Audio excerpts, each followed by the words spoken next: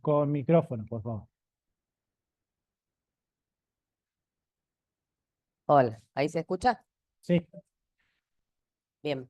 ¿Qué tan necesario es trabajar el squat completo en los deportes de situación, sabiendo que en la mayoría de los casos no poseen suficiente flexibilidad para ejecutar el movimiento completo? Esa es una. Ok, más o menos lo respondí y lo que no lo vamos a seguir respondiendo. Si vos estás en un deporte de situación en gente que ya compite, no en chicos, gente que ya compite, no me refiero a infantiles, sino ya en nivel adultos, metele preparación los inferiores de alguna manera, pero mientras trabajar la movilidad, trabajar la flexibilidad, trabajar la plasticidad porque la va a necesitar. Y cuando la tenga, ahí empezás a trabajar el squat. Bien. Y ahora vamos a ver cuál, si hace falta que sea profunda o no y eso. O sea, no vamos a ver, vos lo vas a decidir. ¿Qué más? Hacer el front con soga para aquellas personas que tienen dolor de muñecas. ¿Podría ser una variante útil? Siempre y cuando le estés trabajando la movilidad y la flexibilidad de los hombros, que es la que le genera el dolor de muñeca. O sea, generalmente si tenés un dolor de muñeca es porque tu posición de rack es deficiente. Entonces, mientras trabajás la posición de rack, sí, es una opción. Eso y la safety bar. Vale. Sí. Si no saben qué es la safety bar, googleenla porque no la tengo. Está creo que al lado. Sí, al lado hay, pero. Sí. Ok, por ahora, ¿Listo? sí, ¿Alguna pregunta aquí? por ahora es. ¿Ninguna?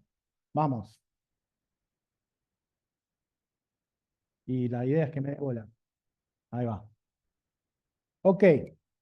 Entonces, la dicotomía que teníamos era si powerlifting o weightlifting, ¿sí? Y dijimos, pará, una cosa es el entrenamiento, la otra cosa es la competencia, ¿sí? Van a tener necesidades diferentes. No solo van a tener necesidades diferentes, sino que van a tener transferencia diferente.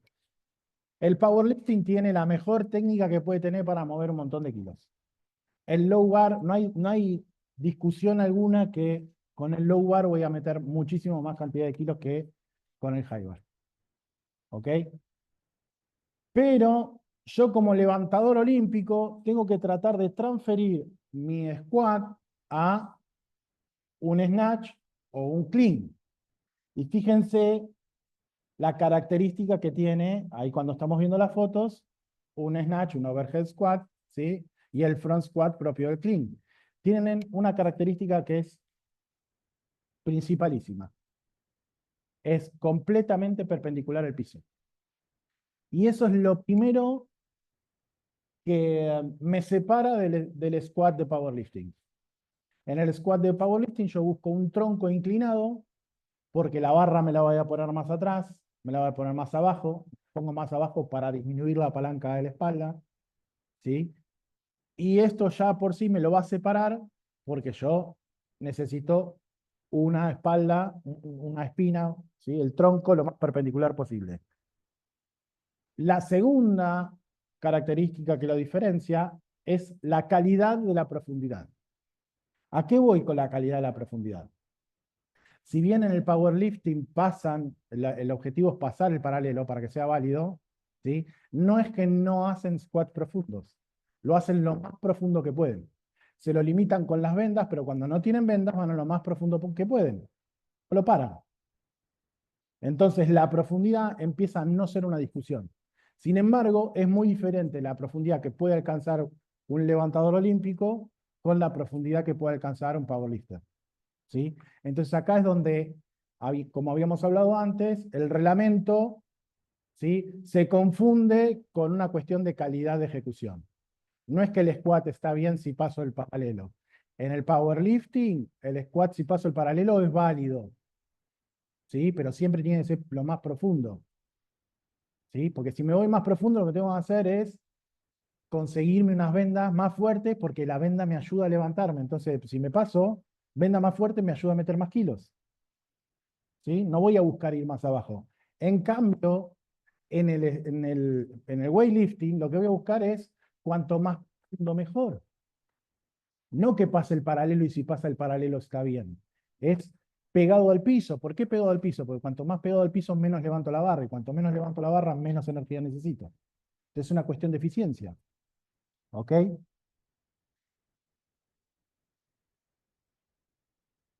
Ahora, en otros deportes, las características de rendimiento, los requerimientos de rendimiento van a ser completamente diferentes.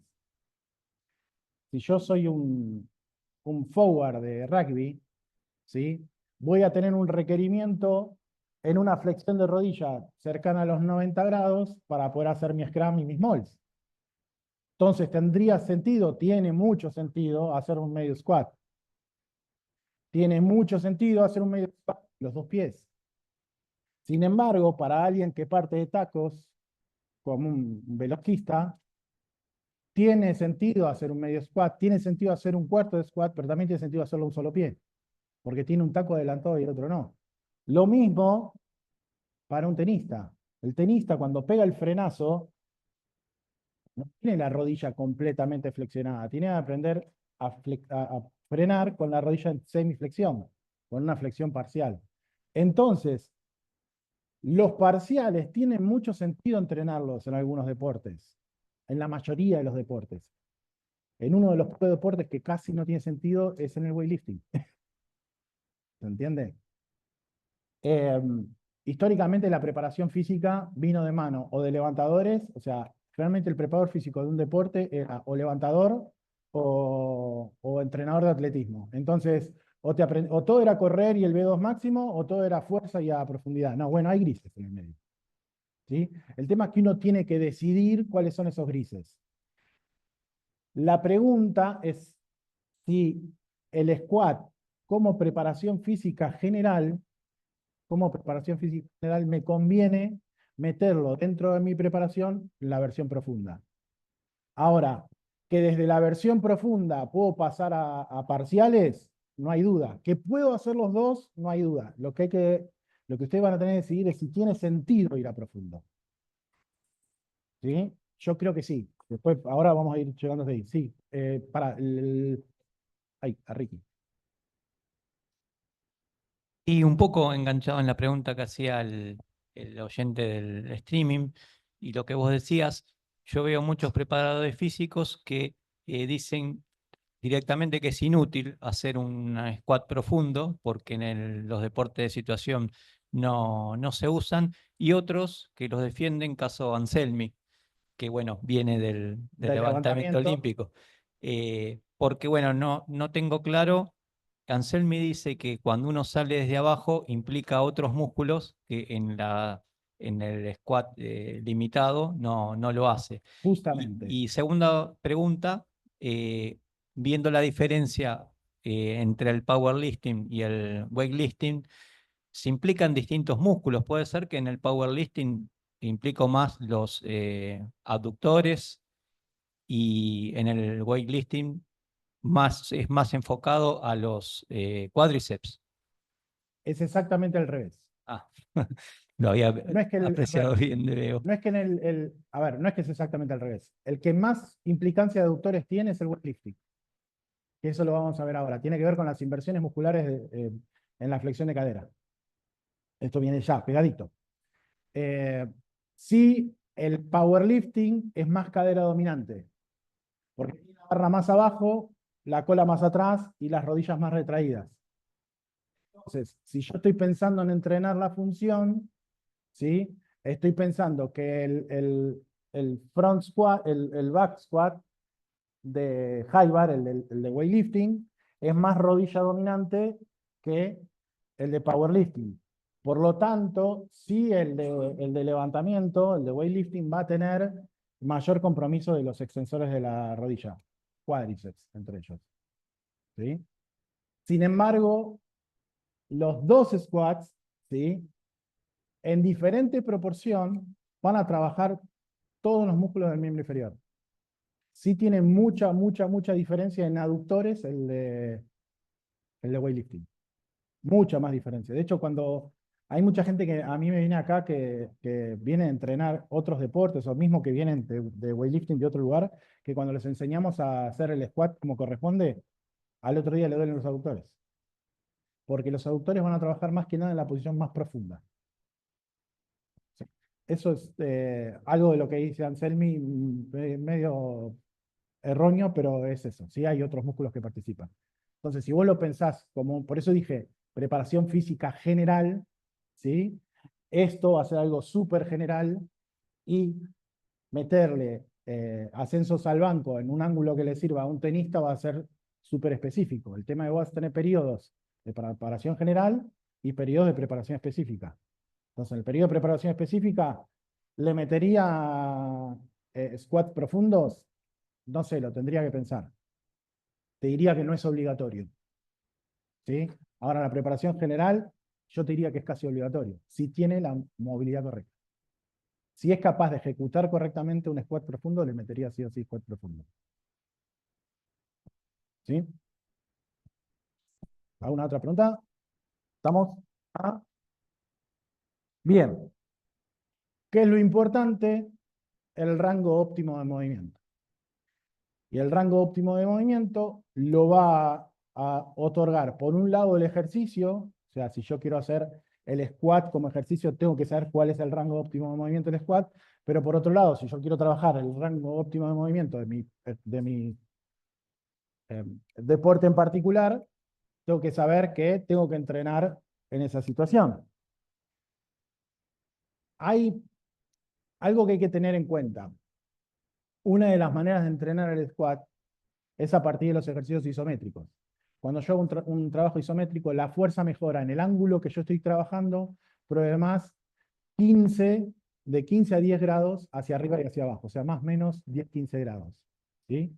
Mejora en ese ángulo la fuerza específica. Entonces, yo puedo acortar el recorrido sabiendo que 10-15 grados más arriba también va a funcionar. Excepto si yo quiero ir a la profundidad. ¿Por qué excepto si yo quiero ir al profundo? Porque cambia el grupo muscular que trabaja. Hay cierto grado en la profundidad que es más allá de los 130 grados de flexión de rodilla que los grupos musculares. Entonces ese es el único lugar donde si yo trabajo a los 130 grados, ¿sí? No es que mi fuerza va a acompañarme hasta los 145. No tengo más nada de abajo. Porque cambia el grupo muscular y hago lío. Entonces, mi objetivo como levantador es este. ¿Sí? Y vamos a trabajar. Yo tengo mi experiencia en esa actividad. Vamos a ver, principio de correspondencia dinámica. Lo que nos dice la ciencia a partir de lesiones y comparación entre squats y squats, ¿sí? Y después vamos a resolver a cuál le vamos a llamar squat y a partir de cuál vamos a empezar. ¿Sí? Ya está el spoiler, va a ser a partir del back, pero vamos a ver si es el back high bar o low bar y qué tan high bar o qué tan low bar. Entonces, Yuri Verdovshansky definió la correspondencia dinámica como todo movimiento deportivo, dice, todo movimiento deportivo es específico y está dirigido a una meta. Por tanto, la meta que estamos hablando es que sea aplicable a ese deporte. Dice, por tanto, la fuerza desarrollada en la ejecución de cada movimiento es también específica y encaminada a un objetivo. No hay que hablar de fuerza en general, sino solo en el contexto de la tarea relevante. Y vamos a ver qué es que tenga correspondencia dinámica. Dice, para que un ejercicio o método responda a este principio debe cumplir con los siguientes parámetros. El primero, amplitud y dirección del movimiento. Tiene que tener más o menos la misma amplitud, ¿sí? Y el mismo movimiento. O sea, muchas veces le dan un squat para alguien que va a correr. Si no parte desde tacos, el squat no va a ser muy aplicable. En cambio, si parte de tacos, va a ser mucho más aplicable. ¿Por qué? Porque cuando parte de tacos, gesto, ¿sí? Es relativamente vertical, o sea, es relativamente perpendicular al taco, y el taco está en diagonal en el mismo sentido en el que sale. Ahora, si va a correr, es completamente horizontal, y yo le estoy enseñando un ejercicio vertical. Entonces, no sería, a pesar de ser el mismo ejercicio y la misma actividad, para partir de tacos tiene mucho más correspondencia dinámica que para correr en sí. ¿Ok? Entonces, amplitud y dirección de movimiento. Si nos referimos a lo que vimos anterior, una media sentadilla, un half squat, tiene mayor correspondencia dinámica en un rugbyer que hacer el dip, ¿sí? Hacer el completo. Dice, zona de acentuación de la producción de la fuerza. Zona de acentuación significa que en el momento que más fuerza hace en el deporte, en el gesto deportivo, tiene que ser el mismo que en el ejercicio que elijo de la preparación física. Cuanto más se parezcan, mejor.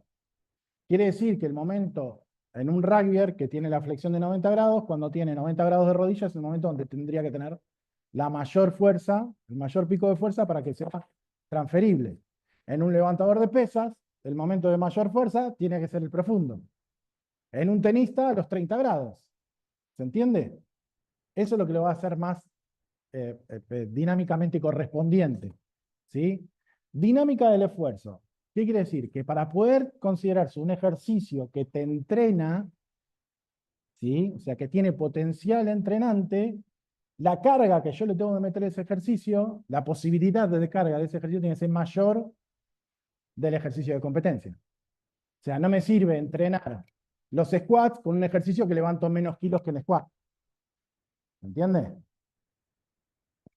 No me sirve entrenar para un rack si la fuerza que hago con ese ejercicio es menos de la que hago en el rack. El rack me refiero al rack de rugby, ¿no? En el empuje, en el scrum, por ejemplo. ¿Sí? Ritmo y duración de la producción de la fuerza máxima. La velocidad, vamos a decirle, con la que se genera el gesto, tiene que ser relativamente parecido, ¿sí? Con unas variaciones, pero no muchas, entre el gesto deportivo, ¿sí? Y el gesto que yo uso para entrenar. No tiene sentido que yo use para entrenar un gesto que se mueva a 0.1 metros por segundo y el gesto deportivo sea 2 metros por segundo. Es inaplicable. ¿Se entiende? No es que es inaplicable, en realidad pierde esta correspondencia dinámica.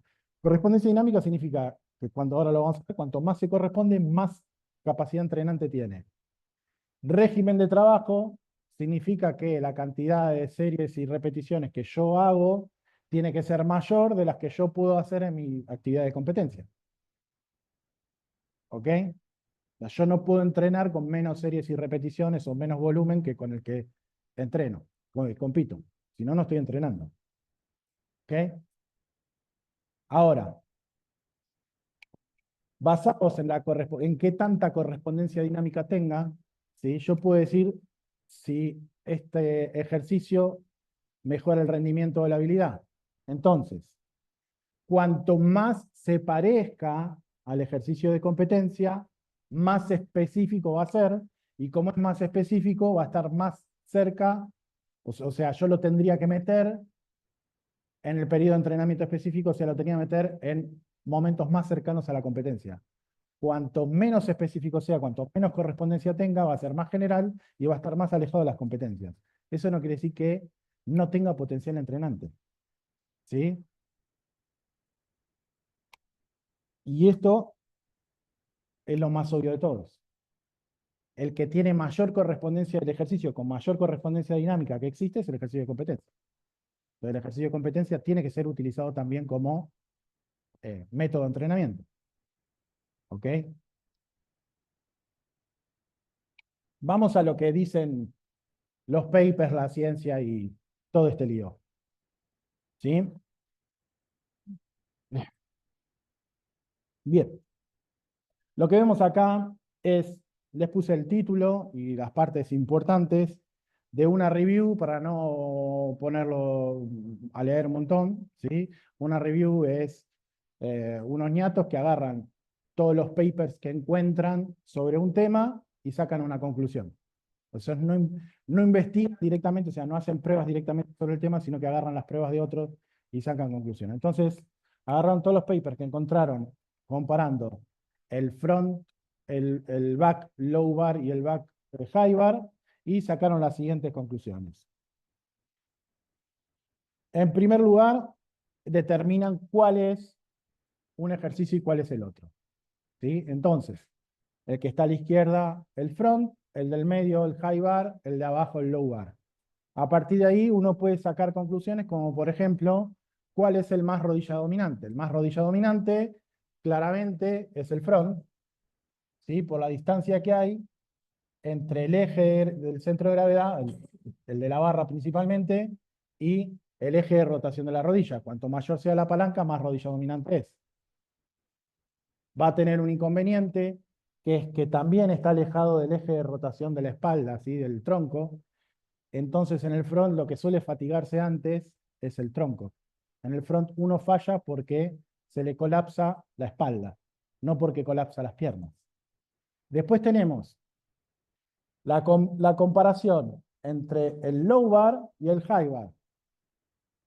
El high bar va a tener mayor distancia de rodilla, por lo tanto va a ser mayor rodilla dominante, pero también va a ser más perpendicular. Y va a estar más cerca del eje de rotación del tronco, que es la cadera. Por lo tanto, el high bar va a tener mayor compromiso de los extensores de rodilla y menor compromiso de los extensores del espino. ¿Ok? Ahora acá hay que hacer una aclaración importante. Fíjense la profundidad del squat. La profundidad del squat que plantean ahí no es ni cerca a la profundidad del squat de un levantador. No solo eso, la posición del high bar no es el high bar de un levantador. Y la posición del low bar no es la posición del low bar de un powerlifter. O sea que es ni chicha ni limonada. Pero es lo que hay estudiado. ¿Ok? Bien. ¿Cómo funciona esto del compromiso de la espalda? No solo, en realidad no solo el compromiso de la espalda, sino principalmente podemos explicar el de la espalda, ¿sí? Pero funciona para todo el cuerpo en sí, ¿sí? Porque supongamos que yo puedo entre estos dos squats, puedo conseguir que la distancia entre el eje de la barra y la cadera sean el mismo. Si fueran el mismo, tendríamos la misma palanca de la espina, o sea, la espalda estaría haciendo supuestamente la misma fuerza, la misma palanca. Sin embargo, no es así. ¿Por qué no es así? Hay un principio que se llama principio de biomecánica pasiva, ¿sí? Biomecánica pasiva de Putty, si lo completamos, que el Putty es el que lo encontró, que tiene que ver con cómo se comporta la parte no contráctil, ¿sí? Del cuerpo, dependiendo de la posición que esté. Suena muy difícil, pero es una estupidez. Piénsenlo de la siguiente manera. Yo traje acá, siempre hago estas cositas. Bien. Si yo pongo esto así, claramente es bastante estable, ¿no? Suponga que mi mano fuera algo firme. ¿Ok? Si yo le cargo peso aquí, todo el peso que se carga ahí se va a trasladar a mi mano, ¿no? Ahora, si yo quiero inclinarlo, ¿cómo hago para que no se caigan?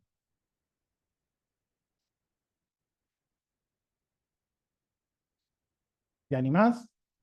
Vení. Yo quiero inclinar el eje, ¿eh?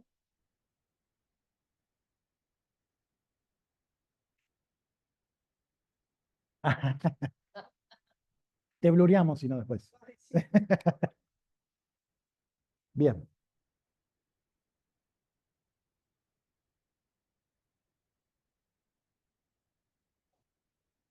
No, no, no me lo estás cargando.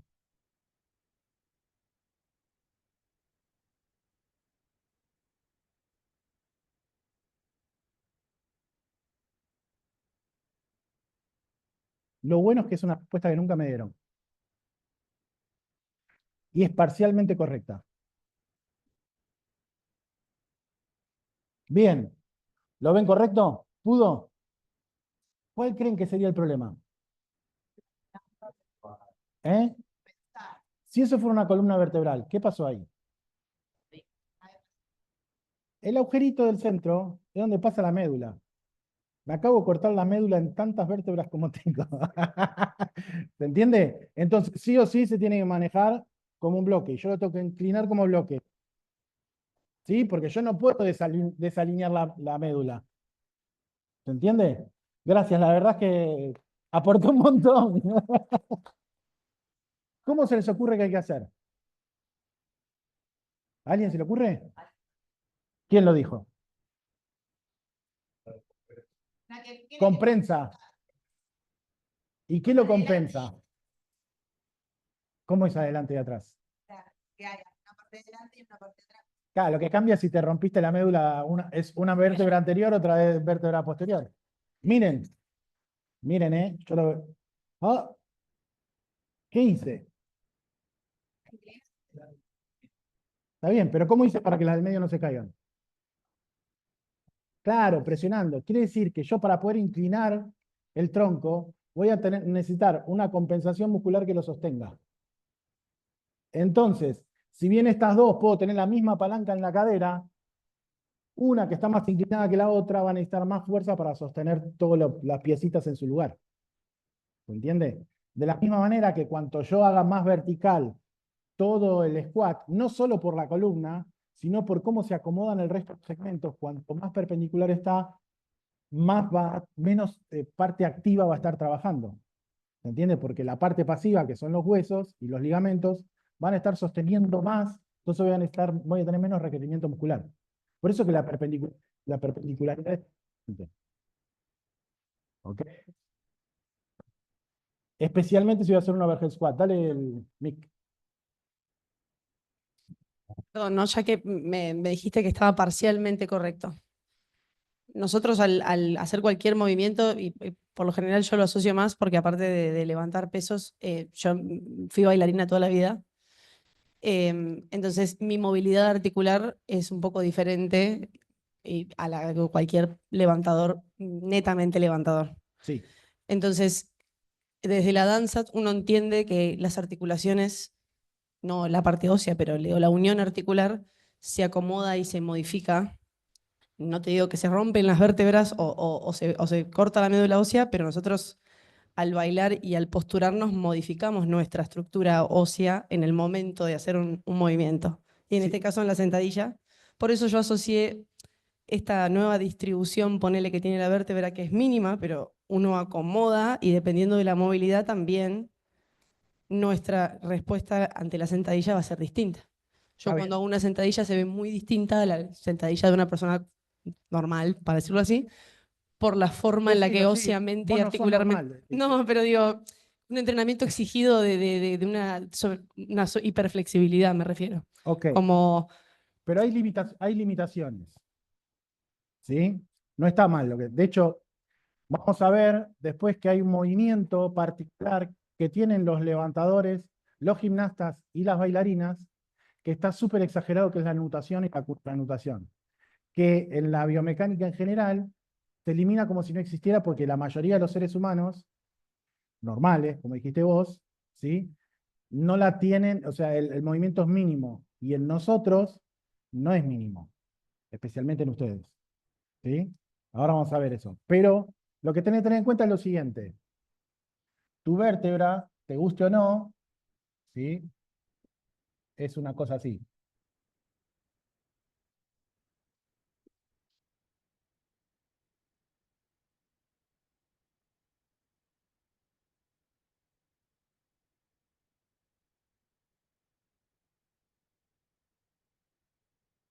¿Ok?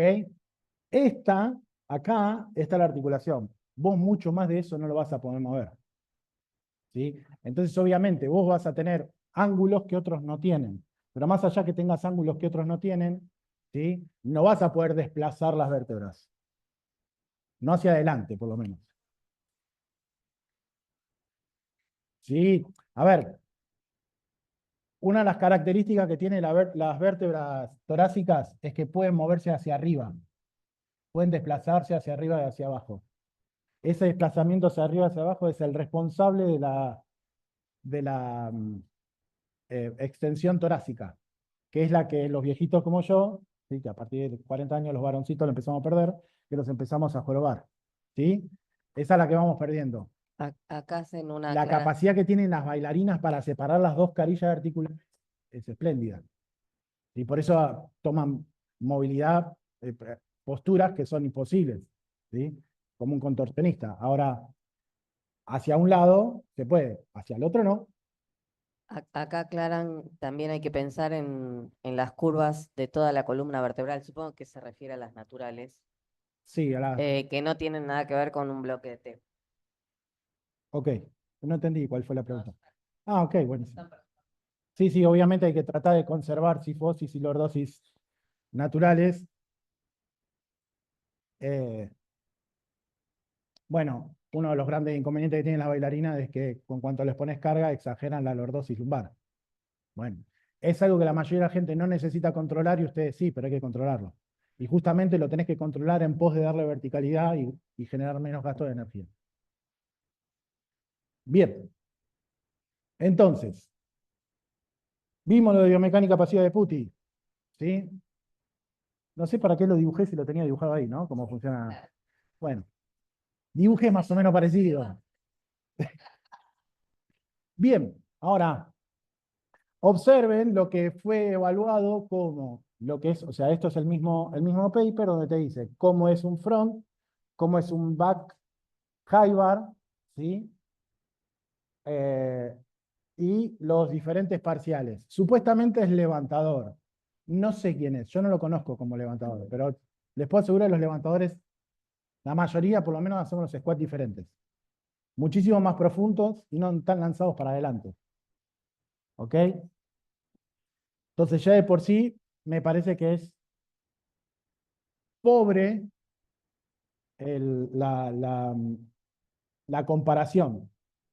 Esperen que acá me faltaba un zoom. Ahora, esto que ven acá, ¿sí? Es de lo que hay investigado. ¿Se ve ahí? De lo que hay investigado, el continuum de cómo se ven las presiones, los estallamientos y la electromiografía de cada uno de los músculos. O sea, cómo se van activando los músculos en un squat.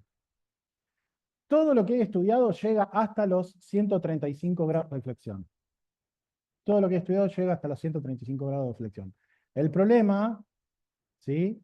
El problema es que un levantador, este es un levantador de flexibilidad promedio, ¿sí? Por eso lo puse. Después vamos a ver levantadores con flexibilidad, digamos, aumentada o fuera de lo normal, ¿sí? Extrema, pero fíjense que pasamos con creces, incluso uno bastante musculado, los 135 grados. Y de hecho, para tener una flexibilidad de rodilla conservada, que se considere conservada, yo tengo que tener 160 grados de flexión de rodilla. Entonces, ¿qué pasa, ¿sí? En esos 25 grados que no están?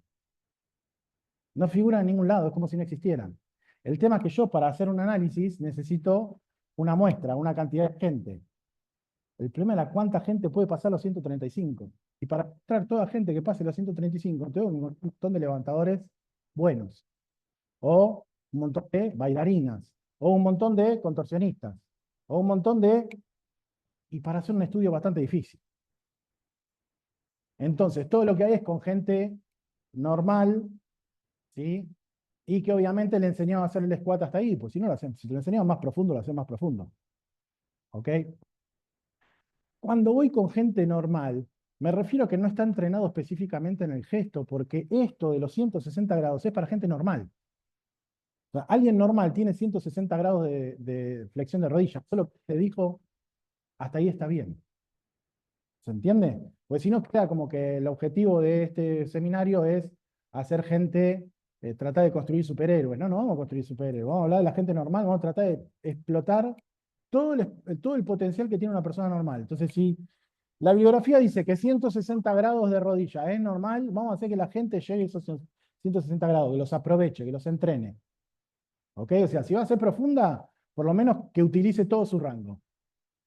Si la decisión es hacer un half, bueno, que haga medio squat, bueno, perfecto, pero si la decisión es profunda, vamos a buscar que lo entrene de punta a punta, no que lo acorte un poquito porque total está bien. Y después vamos a ver que encima no está bien, porque es muy diferente. Bien, conclusiones a las que llegó este review, a pesar de llegar solamente a los 130 grados. Pues ese de los 135 es de otro review, que no tengo el título. Los leo en español, así no, porque mi visión ya a esta edad es complicada. Dice, en el caso de los deportistas de élite, la estructura de entrenamiento perenne en sentadillas profundas frontales y traseras alcanza los valores objetivos de entre 1.5 y 2 veces su peso corporal. 2 veces su peso corporal. Para un levantador de pesas, sos una caquita. ¿Sí? O sea, por eso digo que no eran levantadores de pesas. Todos los levantadores de pesas andan en squat por lo menos 2,5 3 veces su peso corporal. Por lo menos. Y sos recontra promedio. Ni hablar si sos powerlifter. ¿Ok? Dice, no está claro por qué se plantea hipótesis de que existe un mayor riesgo de lesión de tejidos pasivos en las sentadillas profundas, aunque en esta variante se logran pesos considerablemente menores. Estoy diciendo, si vos vas hasta el fondo, levantás menos y encima no hay ningún indicio de que vos te puedas lastimar. En todos los papers que hay sobre el squat, hasta la fecha que se hizo, ¿no? En comparación con las medias sentadillas y las sentadillas de un cuarto, en la sentadilla profunda se puede esperar una tensión en la articulación de rodilla inferior y en la articulación de la columna. O sea, hay menos presión en la rodilla en el profundo, ¿sí? Y hay menos presión en la columna en el profundo. ¿Por qué hay menos presión en el profundo? Justamente en la columna, justamente por la perpendicularidad, ¿sí?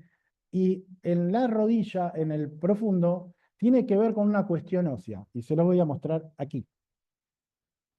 Pásame para acá.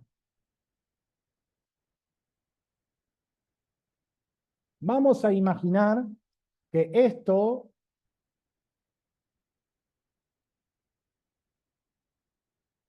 es la tibia. ¿Sí? La hice muy perpendicular, pero no debería ser tan perpendicular. Pero es para que entiendan el concepto. Esto es el platillo tibial. Y el fémur es una cosita así. Cuando yo voy hasta abajo,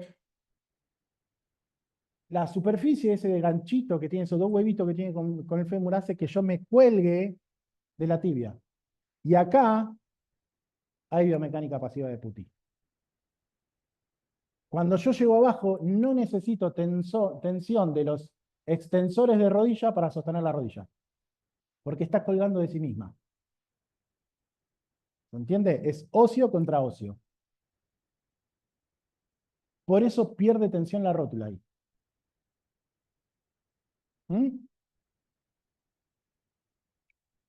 ¿Dónde me quedé? Bien. Dice, siempre que la técnica se aprenda con precisión bajo la supervisión de un experto y con cargas de entrenamiento progresivas, la sentadilla profunda presenta un ejercicio de entrenamiento eficaz para la protección contra lesiones y el fortalecimiento de las extremidades inferiores. ¿Ok? Eso quiere decir, profundo, menos probabilidad de lesiones. Igual, probabilidad de lesiones son poquitas. Siempre son poquitas. Es un entorno cerrado, controlado, sin oposición. ¿Ok? Bien. Pero como siempre nos corren con que las pesas son peligrosas, por lo menos para que lo sepan.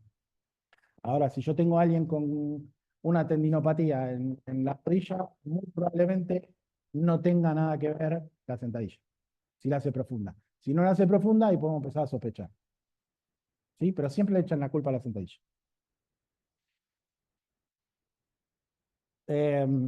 Por otro lado, hacer las medias sentadillas tiene 2 problemas. ¿Cuáles son los 2 problemas que los acabo de decir o los acaba de decir la definición, pero de manera indirecta?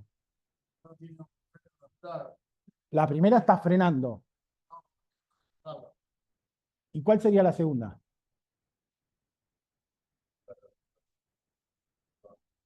Bueno, está bien, pero hay una más importante y que está dicha de otra manera. Yo no solo estoy frenando sin tener un freno natural, sino además que estoy frenando con más peso. Porque los parciales puedo cargar más peso que en el total. Me subo un poquito. Pasa que igual es rebelde. Bien, ok, esos son los dos motivos por los cuales, bueno, dos y medio, no, está bien, 2/3 motivos por los cuales los parciales o frenar el movimiento antes termina siendo más complicado, ¿sí? O sea, tiene mayor probabilidad de lesión, aunque sigue siendo baja, ¿sí? Que hacerlo al fondo. Bien, con respecto a las lesiones, a mí, bueno, esto en a colación a lo que estamos hablando ahora, la pregunta es si es preferible no entrenar movimientos por considerarlos lesivos. Lo que nunca hay, a ver, yo puedo decir que el squat, el half squat es más lesivo o tiene más probabilidad de lesión que el dip, ¿sí? Que el más profundo de todos. Pero lo que no hay es la comparación entre qué tan lesivo, qué tanta probabilidad de lesión tengo si soy sedentario contra el half squat. Entonces, siempre asustamos a la gente con que esto es más lesivo o menos lesivo, a pesar de que, insisto, estamos en un entorno completamente controlado, cerrado, sin oposición, ¿sí? Y lo estamos asustando con esto de que es lesivo, cuando lo más lesivo que hay es ser sedentario. Entonces, yo prefiero una persona con dolores en las rodillas por estar entrenando que dolores en la rodilla por ser sedentario. También, ¿sí? Tenemos que hacernos cargos como entrenadores de una frase que siempre se dijo y en realidad es una tremenda mentira, ¿sí? O por lo menos para mí es una mentira, y el tiempo me lo está demostrando. Yo hace 26 años que me dedico a esto, el tiempo me demuestra que tengo la razón, ¿sí? De que el alto rendimiento es lesivo, ¿sí? Que el alto rendimiento no es salud. Y no es cierto que el alto rendimiento es salud. Para mí es la manera que tenemos, y me hago cargo, los entrenadores no hacernos cargo de esconder que en algo le pifiamos. Porque de alguna manera nos lleva mucho tiempo aceptar que nuestro entrenado puede entender que nosotros también nos equivocamos. Che, le pifié en la carga, le puse de más, le pifié en el ejercicio. ¿Sí? O no te dije que pararas cuando tendrías que parar. O no te di el consejo de ir al kinesiólogo cuando tendrías que ir al kinesiólogo. ¿Sí? Obviamente, la responsabilidad es compartida, porque el atleta tiene que hacer su entrenamiento invisible, tiene que ir al kinesiólogo, al masajista, al osteópata, al acupunturista, hacerte ver por el medio, sin que nosotros lo tenemos que estar empujando atrás. No todo es responsabilidad del entrenador. Pero muchas veces el entrenador presiona de más y después no se quiere hacer cargo de lo que dice. Pero definitivamente se puede tener una vida deportiva en el alto rendimiento sin que las lesiones estén presentes todo el tiempo, ¿sí? Se puede entrenar, no voy a decir sin dolores, pero sí voy a decir con muy poco nivel de dolor. Muy poco, y aún así mejorar un montón, ¿sí? Eso lo puedo decir por experiencia propia. Entonces, vamos a ponerle nombre. Vamos a empezar, por lo menos hoy, y es lo que yo aconsejo, empezar enseñando siempre, ¿sí? Tanto en weightlifting como si yo agarro cualquier otro tipo de deporte que sea su primera intervención en el gimnasio, ¿sí? Siempre y cuando esta persona esté saludable. Vamos a empezar con el high bar squat, o le vamos a decir simplemente squat, y cuando hablo high bar squat me refiero a high bar squat, el de levantamiento, ¿sí? No ese intermedio, ¿sí? Después vamos a ver exactamente qué tan alto se pone la barra y cómo se consigue. ¿Por qué? La explicación del por qué es, primero porque tiene mayor dominancia de rodilla que el low bar, entonces yo busco entrenar la función rodilla dominante, este va a ser el más indicado. Y si yo quiero entrenar la función cadera dominante, el más indicado va a ser el deadlift. Entonces, ¿para qué contaminar uno con el otro? ¿No? Directamente voy al que tiene mayor dominancia de rodilla. Tiene menor compromiso que de los erectores de la espina, que el front. Entonces, si yo tengo que elegir entre los tres, digo, el front, colapso por la espalda, no me conviene, yo quiero entrenar piernas, más entre comillas, miembros inferiores, ¿sí? Entonces, busco uno que sea más dominante de rodilla, el el high bar es más dominante de rodilla. Tiene una estructura muy similar al overhead squat. Entonces, si yo después quiero trasladarlo a un snatch o a cualquier ejercicio overhead que necesite una genuflexión, el high bar va a ser el más parecido, el que tiene mayor correspondencia dinámica. Es un paso metodológico casi obligado para hacer el front. Recordemos que yo recomiendo hacer el front solamente si me viene alguien que no puede mantener esta posición, o sea, alguien no saludable. Yo aclaré diciendo, cuando arrancamos con una primera intervención de alguien saludable. ¿Sí? Entreno la genuflexión y la posición del tronco y es el comienzo del concepto de la verticalidad, que es algo de economía del ejercicio que debe saber cualquier atleta de cualquier deporte. ¿Ok? Comparemos. ¿Ven? A la izquierda arriba es un high bar squat. A la derecha tienen un overhead squat desde un snatch. ¿Sí? Y los dos de abajo, el de abajo a la derecha es un front y el de abajo a la izquierda es un clean. Fíjense la posición del tronco, lo vertical que está el tronco, y fíjense que lo poquito más inclinado que está el back squat, poquito más inclinado que está el overhead. Y el front está completamente perpendicular al piso. Fíjense, obviamente en el clean sacaron la foto, no la deben haber encontrado en el fondo, pero en el front, fíjense que tiene bastante más de esos 135 grados de flexión de rodilla. Es el mismo atleta. Ahora me hiciste dudar, ¿eh? No quiero decir que los chinos son todos parecidos porque me banean.